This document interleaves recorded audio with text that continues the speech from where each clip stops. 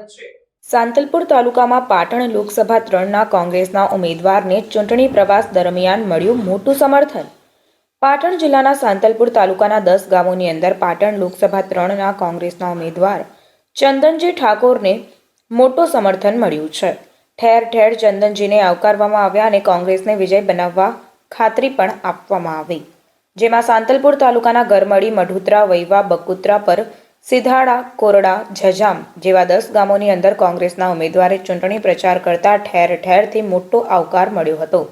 તેમની સાથે રાધનપુર વિધાનસભાના પૂર્વ ધારાસભ્ય રઘુભાઈ દેસાઈ અને પાટણ જિલ્લા કોંગ્રેસ પ્રમુખ અને અન્ય મહાનુભાવો, પાટણ જિલ્લા મહિલા મોરચાના પ્રમુખ જયાબેન સોની, રાધનપુર શહેર મહિલા કોંગ્રેસ જ્યોતિબેન જોશી અને સવિતાબેન શ્રીમાળી, હમીરજી ઠાકોર, બાબુલાલ આહિર, શંકરજી ઠાકોર, ગણેશજી ઠાકોર, મહેબૂબ ખાન મલિક સહિતના મહાનુભાવો ચૂંટણી પ્રચારમાં જોડાયા હતા। કોંગ્રેસના ઉમેદવારને વિજય બનાવવા માટે અપીલ પણ કરવામાં આવી હતી અને દરેક ગામોની અંદરથી ઉમળકાભેર કોંગ્રેસના ઉમેદવાર ચંદનજી ઠાકોરને વિજય બનાવવા ઢોલ શરણાઈઓના સૂરે સ્વાગત કરવામાં આવ્યું હતું। ગામ લોકો દ્વારા તેમને મત આપવાની ખાતરી પણ આપવામાં આવી। રિપોર્ટર વસંત કડિયા, સેક્યુલર ગુજરાત ન્યૂઝ, પાટણ।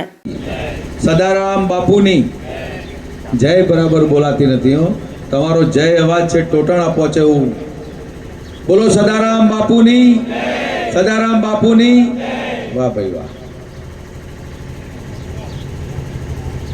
રાધનપુર મત વિસ્તારમાં લોકસભાના સભ્ય ડાભી સાહેબ આજ સુધી આપણા વચ્ચે આવ્યા નથી। કેન્દ્રમાં સરકાર, ગુજરાતમાં સરકાર તમારી કોઈ વાત સાંભળે એમ નથી। ત્યારે એક એવો યુવાન કોંગ્રેસે ચંદનસિંહને મેં પસંદ કર્યા છે કે જે તમારી વાત લઈને ત્યારે તમને વિનંતી કરું છું,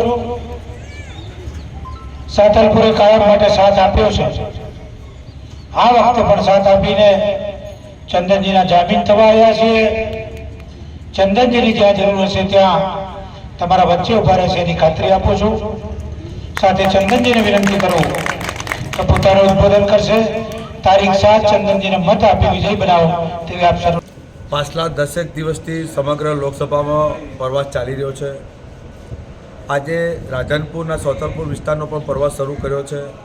સમગ્ર વિસ્તારમાં ગઈકાલે હારીજ વિસ્તારમાં મારો પ્રવાસ હતો। ઠેર ઠેર ખૂબ આવકાર મળી રહ્યો છે। ઢોલ નગારા પીપુડા સાથે લોકોમાં પ્રેમ ભાવ અને જે ઉમેદવારની કોંગ્રેસ પાર્ટીએ પસંદ કરી છે એમાં ખૂબ વધામણા થઈ રહ્યા છે।